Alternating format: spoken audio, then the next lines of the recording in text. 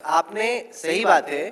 Traffic आपने जो transport infrastructure है, जो सड़कें हैं, उसको बहुत इंप्रूव किया, लेकिन स्पीड लिमिट ज्यादा चेंज नहीं हुआ। अब इतनी बड़ी बड़ी गाड़ियां हैं, वहां पे सब जगह वो सीसीटीवी लगा हुआ है। डर लगता है कि थोड़े से तेज गए और फट से कटा चालान, और आजकल तो घर पहुंच जाता है चालान। तो इसको थोड़ा इंडिया में स्पीड लिमिट बढ़ाने के लिए आप क्या कर रहे हैं? आपने बिल्कुल सही सवाल पूछा और मैं इसमें अभी तक कुछ कर नहीं पाया।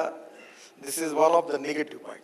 क्यों नहीं कर पाया? ये जो परसेप्शन वाली बात होती ना, रियलिटी वर्सेस परसेप्शन, तो हाई कोर्ट और सुप्रीम कोर्ट के जजमेंट है और ऐसे कुछ जजमेंट है हाई कोर्ट के कि इससे ज्यादा स्पीड नहीं चलेगी।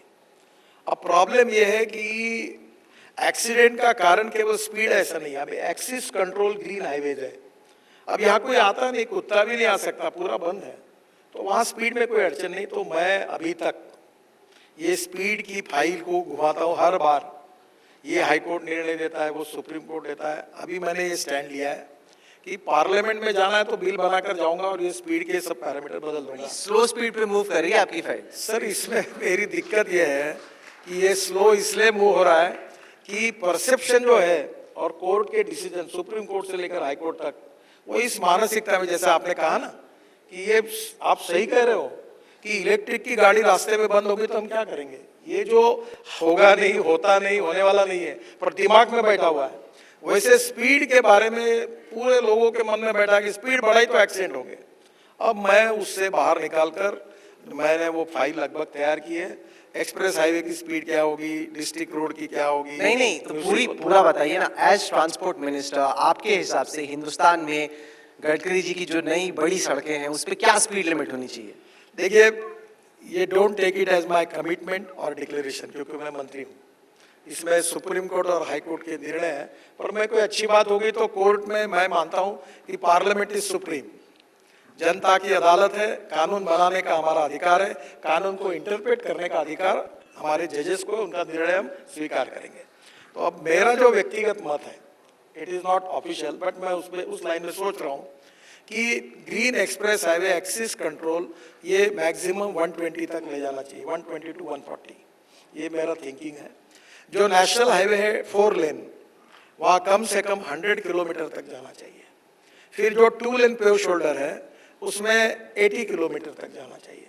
और शहरों में जो रोड है आपसे, इसमें से 75 किलोमीटर तक अलाउ करना। तो मैं एक सवाल पूछूं? हाँ। आपने कहा आप दिल्ली से देहरादून 2 घंटे में पहुंच सकते हो, दिल्ली से चंडीगढ़ 2 घंटे में पहुंच सकते हो। अगर आपने 120 भी कर दी ना, तब भी नहीं पहुंचोगे।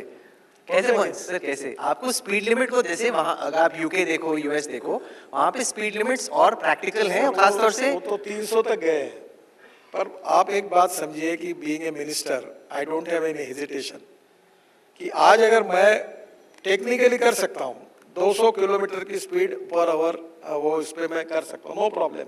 180 भी, इतने अच्छा हाईवे बनाया हमने, एक्सेस कंट्रोल है। पर पब्लिक को इस आइडिया को डाइजेस्ट करना, it will take some time. तो हम फर्स्ट फेज में ये करेंगे, उसका 1 आध साल एक्सपीरियंस देखने के बाद। तो अभी आप 140 किलोमीटर पर आवर पे पुश कर रहे हैं। 120, क्योंकि देखो मैं जब अपनी बात रखता हूँ तो एडमिनिस्ट्रेशन, कोर्ट के जजमेंट, सबकी राय लेकर मुझे निर्णय करना पड़ेगा। मैं इस मत का हूँ कि बढ़ाना चाहिए, इसमें कोई प्रॉब्लम नहीं है, और मैंने कुछ ट्रायल भी की है।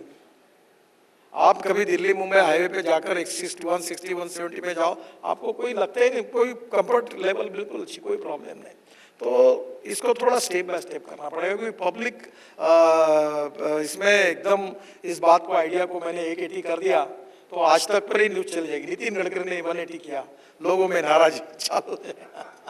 So this is the problem. Gadkari ji, अभी हाल ही में मैं प्रयागराज गया था और हम लोग नेशनल हाईवे की सड़क पे थे और सड़क टूटी हुई थी, खड्डे थे उसमें और बारिश हुई। तो मैंने पूछा ये सड़क का क्या हुआ? तो उन्होंने कहा कि नहीं, ये सड़क हमने बनाई तो थी, नई सड़क थी, लेकिन अब काफी हद तक बह गई, अब खराब हो गई है, बारिश का फिर से ठीक करेंगे। तो मुझे याद आया कि आप इंडिया टुडे कॉन्क्लेव में ही आए थे जब आप ट्रांसपोर्ट मिनिस्टर बने थे, और आपने प्रॉमिस किया था कि आप कंक्रीट सड़कों की तरफ बढ़ रहे हैं, आपकी सड़कों में सीमेंट होगा, और आप पूरा एक्सप्लेन करके गए, जैसे आप आज ईवीज के बारे में समझा रहे हैं कि देखो जब मैं सड़क ऐसी बना दूंगा, आप देखना ये इतने कॉन्ट्रैक्टर माफिया पैसे लेते हैं, सड़क फिर से बनाने की जरूरत नहीं पड़ेगी, 5-6 साल वही सड़क दौड़ेगी, ये मेरी गारंटी है। बड़े जैसे आप अभी जोश में बोल रहे हैं वैसे आपने बोला। तो उस टाइम पे मुझे स्ट्राइक किया कि मैं आपसे ये सवाल पूछूंगा कि आपने प्रॉमिस किया था कि सड़कें आपकी खराब नहीं होंगी, अब जो आप सड़कें आप बना रहे हो, मतलब आप सेंट्रल गवर्नमेंट जो स्पॉन्सर कर रही है, वो भी सड़कें बारिश में बह जाती हैं।